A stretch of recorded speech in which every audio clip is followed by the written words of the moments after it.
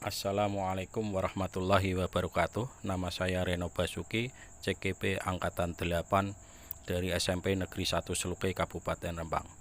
Dalam kesempatan ini, saya akan menyampaikan koneksi antar materi modul 3.1 pengambilan keputusan berbasis nilai-nilai kebajikan sebagai pemimpin. 1. Bagaimana filosofi Ki Hajar Dewantara dengan Pratap Triloka memiliki kaitan dengan penerapan pengambilan keputusan sebagai seorang pemimpin? Filosofi Ki Hajar Dewantara dengan Pratap Triloka memiliki pengaruh bagaimana seorang guru mengambil keputusan sebagai pemimpin pembelajaran. Semboyan yang dicetuskan oleh KHD yang sampai saat ini masih menjadi landasan berpijak bagi pendidik adalah Ing ngarsa sung tulodo, seorang pemimpin harus mampu memberi tauladan. Ing madya mangun karso, seorang pemimpin juga harus mampu memberikan dorongan, semangat dan motivasi dari tengah. Tutwuri handayani, seorang pemimpin harus mampu memberi dorongan dari belakang, yang artinya adalah seorang pemimpin atau guru harus mampu memberikan teladan dan memberikan semangat dan motivasi dari tengah, juga mampu memberikan dorongan dari belakang untuk kemajuan seorang muridnya. Semboyan ini memiliki makna mendalam, dapat kita jadikan landasan dalam setiap pengambilan keputusan, yaitu keputusan yang selalu berpihak kepada murid, agar menjadikan mereka sebagai generasi yang cerdas dan berkarakter sebagaimana tercermin dalam profil pelajar Pancasila.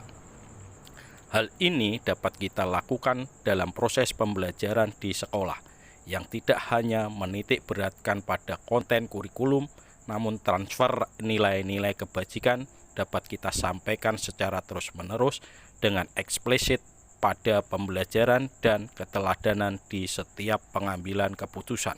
Proses pengambilan keputusan yang bertanggung jawab. Bagaimana nilai-nilai yang tertanam dalam diri kita berpengaruh kepada prinsip-prinsip yang kita ambil dalam pengambilan suatu keputusan? Perangai seseorang terkadang merupakan cerminan dari nilai-nilai yang tertanam dalam diri seseorang tersebut. Hal ini juga akan berpengaruh terhadap prinsip-prinsip yang diambil ketika seseorang tersebut akan mengambil keputusan.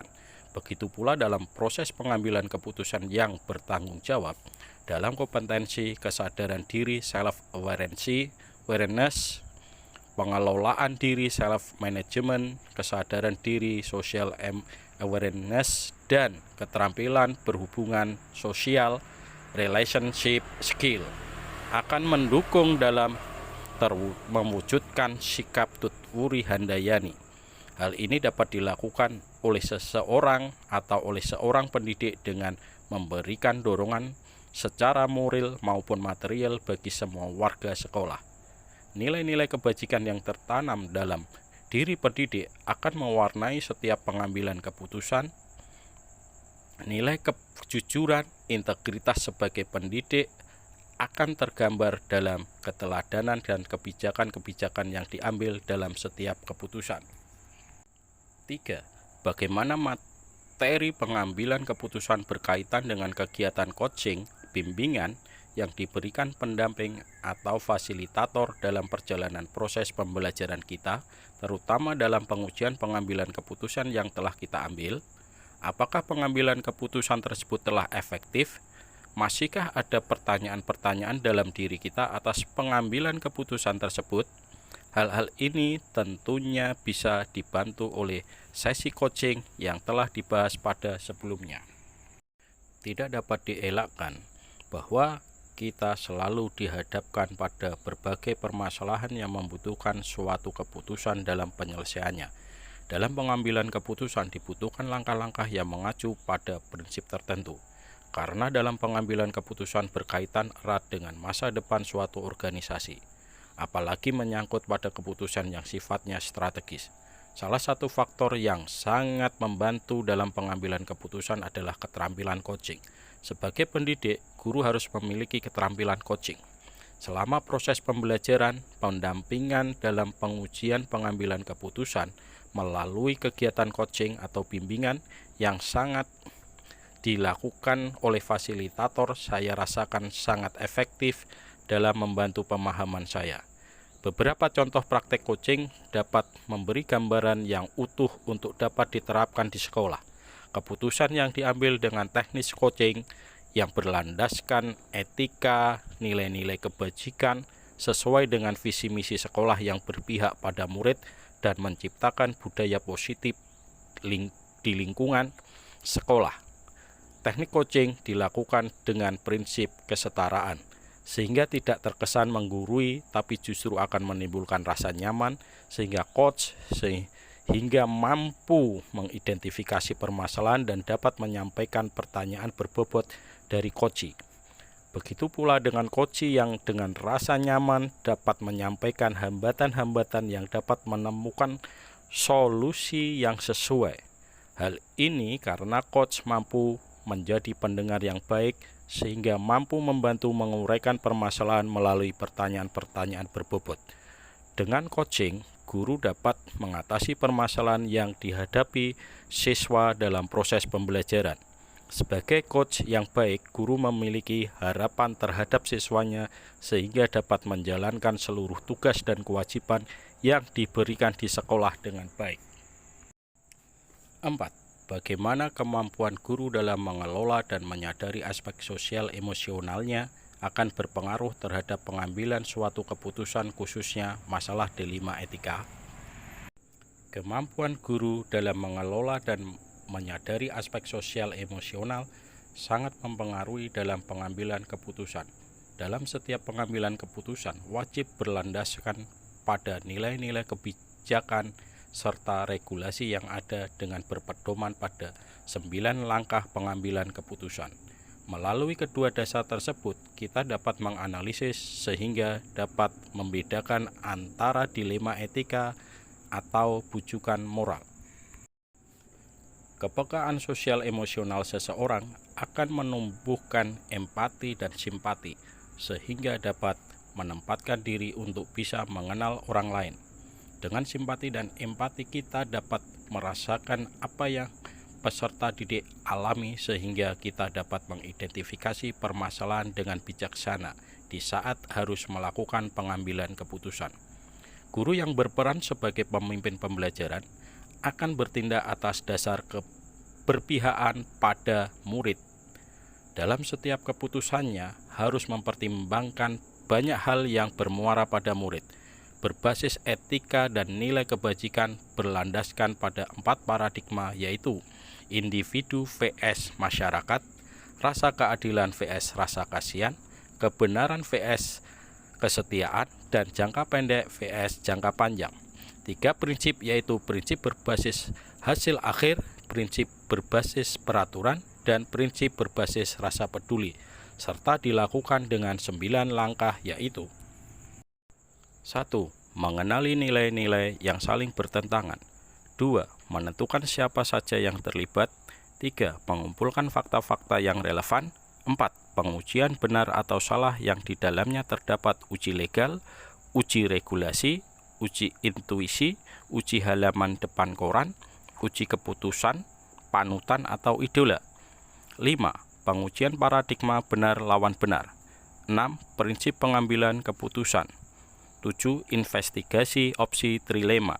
8. Buat keputusan. 9. Tinjau lagi keputusan Anda dan refleksikan. 5. Bagaimana pembahasan studi kasus yang fokus pada masalah moral atau etika kembali kepada nilai-nilai yang dianut seorang pendidik? Pembahasan studi kasus yang berfokus pada masalah moral atau etika akan semakin mengasah empati dan simpati seorang pendidik. Pendidik yang telah terlatih akan mempunyai rasa empati dan simpati yang baik sehingga diharapkan mampu mengidentifikasi dan memetakan paradigma dilema etika agar pengambilan keputusan sebagai pemimpin pembelajaran lebih bijak. Kebijakan yang muncul pada saat pengambilan keputusan tetap mengacu keberpihakan dan mengutamakan kepentingan murid sehingga solusi tepat akan didapat dari setiap permasalahan yang terjadi. Pendidik yang mampu menganalisis permasalahan dari berbagai sudut pandang dan Pendidik yang dengan tepat sehingga mampu membedakan apakah permasalahan yang dihadapi termasuk dilema etika ataukah bujukan moral. Ketika seorang pendidik dihadapkan pada kasus-kasus yang berfokus pada masalah moral dan etika, maka keputusan yang diambil akan dipengaruhi oleh nilai-nilai yang dianutnya. Jika nilai-nilai yang dianutnya nilai-nilai positif, maka keputusan yang diambil akan tepat, benar, dan dapat dipertanggungjawabkan dan begitu pun sebaliknya jika nilai-nilai yang dianutnya tidak sesuai dengan kaidah moral, agama, dan norma, maka keputusan yang diambil akan lebih cenderung bermuara pada kebenaran menurut versi pribadi. Selain itu, pembahasan studi kasus yang fokus pada masalah moral atau etika juga dapat melatih ketajaman dan ketepatan dalam pengambilan keputusan, sehingga dapat dengan jelas membedakan antara dilema etika ataukah bujukan moral. Keputusan yang diambil akan semakin akurat dan menjadi keputusan yang dapat mengakomodir kebutuhan murid dan menciptakan keselamatan dan kebahagiaan semua pihak berdasarkan nilai-nilai kebenaran dan kebajikan. 6. Bagaimana pengambilan keputusan yang tepat tentunya berdampak pada terciptanya lingkungan yang positif, kondusif, aman, dan nyaman.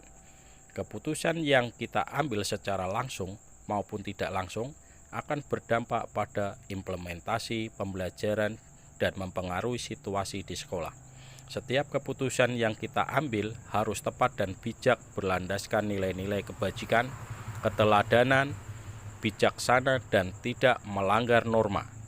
Dengan landasan tersebut, kita dapat menciptakan lingkungan yang positif, kondusif, aman, dan nyaman, sehingga murid-murid dapat belajar dengan baik dan dapat mengembangkan kompetensinya. 7.